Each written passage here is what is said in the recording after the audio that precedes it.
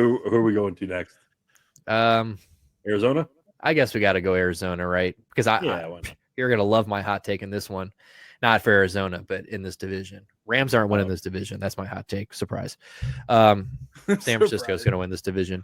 But anyway, let's go to Arizona, who Jack brought up earlier in our league chat. You guys should have been there. Brought up about how wishy-washy this team is. They're either 7-0, they're fucking world beaters, or they literally they just face plant. I mean, like they will disappear. This is a first half. This is a first half team. Cliff will drive teams into the ground. We've talked about that before. Can they play fucking incredible games? Yeah. Can they beat Kansas City? Maybe week 1. Who knows? We'll nice. See. Stu, you was like, I think I cut you off, man. What were you about to say? I said, you were going to say something really smart. I was just stoked that Eno Benjamin was second on the running back depth chart. His sleeper running back for the year. See, I'm not as high in Eno Benjamin just because Darrell Williams was like the running back 17 last year or something like that. He's good when he can play and get opportunities. I mean, I know that they say surpassed him or they're like 2A and 2B, but yeah, I don't know. We'll see. Benjamin's looked very good in preseason. So, what do you guys think about Kyler Murray? He's had flashes of brilliance. He's also looked like an idiot throwing pick sixes from his own end zone. Get off the Xbox, Kyler. Get up. Yeah. Get out of the lobby. Not one more game. So did you guys? so somebody was like making a joke, but I'm actually thinking about gearing my bets towards this. So when the new Call of Duty drops in November, I'm going to fade the Cardinals. I'm with it. Instinctually. Yeah, just fade the Cardinals once the new COD comes out. Dude. And really fade them on double XP weekends. So like that he really dipped last year. Like I sent it to Adele when it came out, but yeah, he dipped even harder on double XP weekends, which is incredible. Like it's amazing.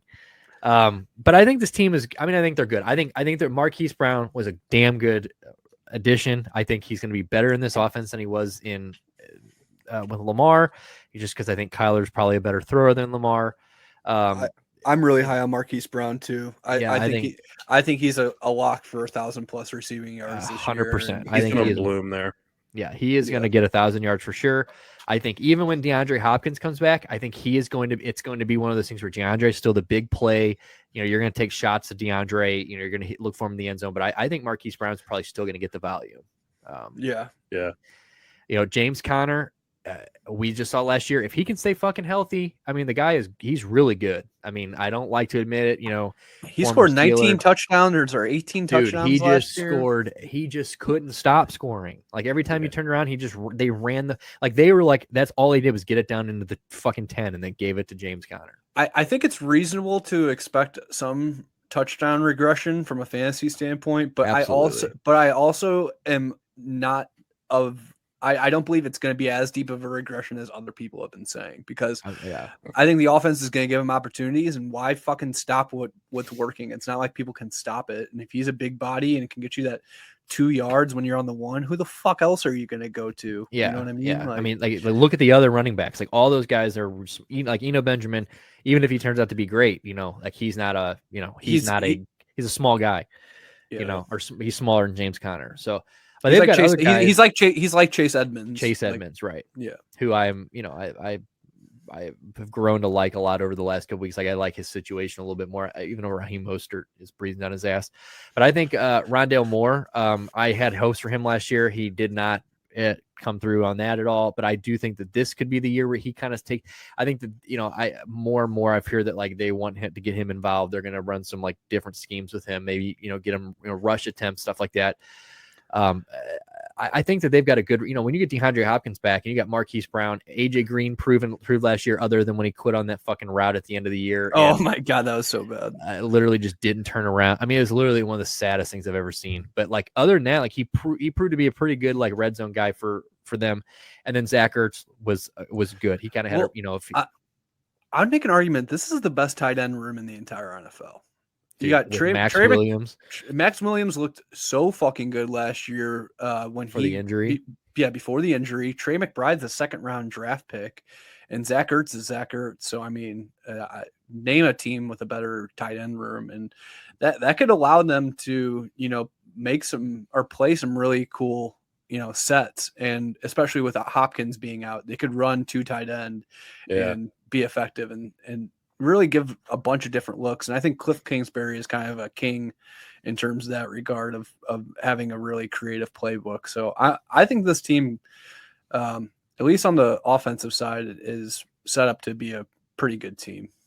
Decent offensive line too. DJ Humphries, Justin Pugh, Rodney Hudson.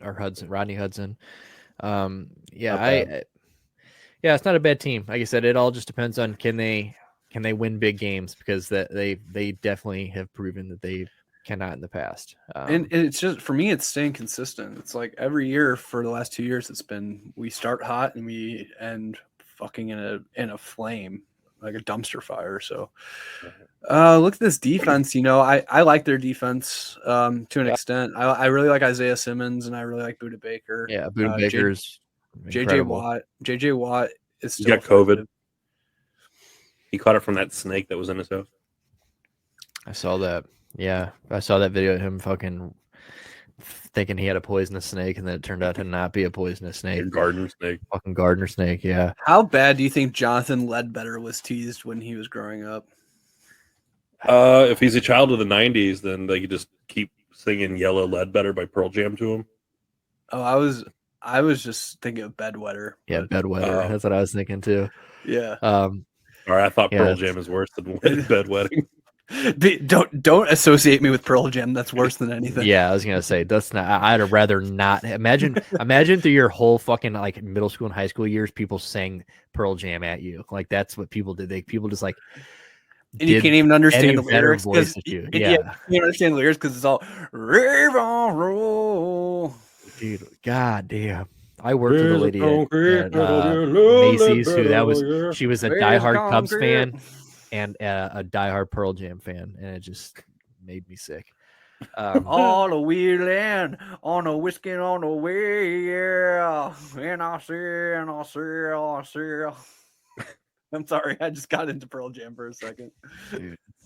When you got Jonathan Ledbetter, second string nose tackle, it's hard not to. Hell yeah, dog. But yeah, I like their defense. Marcus Golden, the Mizzou guy, right? Marcus Golden was, and he went to Afton High School. Shane went to high school with him. Yeah. I like Matt Prater on the special teams. Matt Prater's just a dog. Dude, Andy Lee, I can't believe he's still around. Dog. Budda Baker, dog. Isaiah Simmons, he's young. Dog. I didn't even know he could run the football. Didn't even know he played it inside linebacker. Dog. I think they're good. They lose Chandler Jones, which we talked about earlier. They started off hot and then didn't do shit. But you still a presence. You don't just lose. You're still gonna feel it if you lose Chandler Smith. So it's a little different, but I still think they're pretty solid. Budda Baker, I like Budda Baker a lot. I still can't believe he got chased down. Him getting chased down by DK Metcalf is going to be a highlight that he will never be able to get out of the shadow of. That is ground shake. It's one of the craziest highlights you'll ever see. So let's see. I think DK Metcalf probably got a couple extra 100,000 in the contract just for that. It was one of the few plays in my life where I literally jumped up off my couch, scared the shit out of my wife when I went, "Holy go, motherfucker, go, go!" It was like a lion chasing a gazelle. It was just like, oh, he's gaining on him. Holy shit. Yeah, the closing speed was insane. Because Budda Baker's not even slow. And he was like, he wasn't even watching himself in the TV. If he had been, he probably would have fucking saved himself some embarrassment. But yeah, I would imagine getting chased down by DK Metcalf is like the terrifying. It's like Predator. Having a rectal hernia. I was gonna say that's how it feels. Yeah. Well, this is not great. So, so it's not. Yeah, dude, I'm telling you, them these NFC teams playing the AFC and vice versa is fucking. It's gonna fuck up these divisions, which it's gonna fuck up the NFC team because dude. They're going to have to play Baker off a leash week 4. I mean, they're fucking. But realistically, those first 3 games, that's a motherfucker. Especially the third one, a divisional game. You know, you're still without DeAndre Hopkins. But like you said earlier, I do think it could be good for them to maybe the like Philly game is not a given at all. Philly game, no, absolutely not. New Orleans, New Orleans is not, and then they got a late bye, so like you're looking at you're a lot of football that week 13. They play at noon twice this entire year. God, I would Jesus love to have Christ. a West Coast team. Well, remember I was saying the Steelers don't leave the fucking like East Coast time zone all year, right? Like what? How is that even possible? Like that is like honestly ridiculous. Like that's crazy. But that's kind of crazy too. No noon games, basically. Two noon games all year, Atlanta and Minnesota. There's no gimmies on the schedule. No, I mean maybe except the Eagles. Yeah, the Eagles are getting rolled. Dude, I just like to see Nick's face when I say those kinds of things. Well, in the past I get defensive, but like I am so confident. Am I? Yeah, like, you're right on cloud 9 right now, dude. Yeah, you are, dude. It's been a while since you've been this confident about the best Eagles. off season right there. Though. Yeah, it's been hard. It's been, I mean, since the Super Bowl, it's been pretty, and then before the Super Bowl, it's been a long ride. And you know what? Even the year they won the Super Bowl, you weren't even as hot on them. Yeah, I mean, you were normal psychotic fan hot, but you weren't right. Like, but yeah, no, when team Nick, is a world beater hot. When Carson went down, I was like, not. I remember I was working at River City Casino, and I was standing there with this older black dude named Reggie. He was an old prison guard. He was a C, and now he does like he's like your parole officer. He was a PO. And I remember looking at him. So he had like this real military thing. He had bald and he's an old guy. And I remember I was like, you like Nick Foles? He's like, yeah, I like Nick Foles. I go, you think we got a chance with Nick Foles? He goes, fuck no, you ain't got a chance with Nick Foles. and I remember just being like, damn, like I know. It is when somebody says something so matter of factly like that, because like obviously you have your biases. It's like, man, is he fucking right? Do I like? Is this like zero chance? Like, oh, like I truly so like after that, I was already like low on it. I was like, damn, our MVP quarterback just went down. I'm like, and then this guy like literally just straight up told me like, not a goddamn chance, dude. And I remember just being like so defeated. That's so fucking good. That's great. But yeah, I think this is not a good year for the Cardinals. I think they've got a good team, but I think this is going to be. I mean, they're not going to be as bad as Seattle. Obviously, Seattle's like it is a kick in the dick. Like Seattle's like helping them. Seattle's like, dude, we'll be so bad that you can't be last. Talk about how shitty the schedule is. Look at the first 10 weeks of the season. They don't play any back-to-back games where they go away, home, away, home, away, home, away, home. Like they literally don't stay anywhere for like that's fucking brutal. Give them a back-to-back. Like they get their first back-to-back weeks 11 and 12 where they get to be at home for 2 games in a row and then their bye week. Like they're both big daddy games. You know what I'm saying? Yeah, like they're against San Fran and the Chargers. Like fucking Monday Night Football and Sunday against Chargers. Like fuck, dude. Oops. So I don't know. I could see this team. I just don't think they're obviously not the worst team in this division. That's Seattle. Yeah, I don't know about 11-6 again. I don't know about 11-6, but I don't think they drop off as big as people. I think this is I think this is a good team, and I think I've put a lot of these AFC NFC teams in 10-7 records, but it kind of seems like that might be where this team falls, and they might be a 9-8. I could see that, but I don't know. What do you guys think they're coming up at? 10. 10 could be it would be. I would say 10. If we're gonna go 10, I'd say that's the ceiling. That's the ceiling. I think for them, yeah. I don't know. Let me see. I mean, yeah, I think so. It's all, and again, I know this is stupid, and obviously this is a duh statement, but all these divisions are just going to come down to how well you play in the division. I mean, right. That's well, and that's what I'm saying. Like these division games, like I don't, especially this one. This is one of those divisions that we've seen in the past where like it didn't really. I mean, you've seen some really stink. I mean, I go back to like that Rams. Remember when the Rams played Seattle to get into the playoffs, and it was like Charlie Whitehurst fucking like it was the Turd Bowl. Yeah, it's just a shit show, and like it's one of those things where like teams show up to play divisional games. It doesn't matter how bad you fucking are.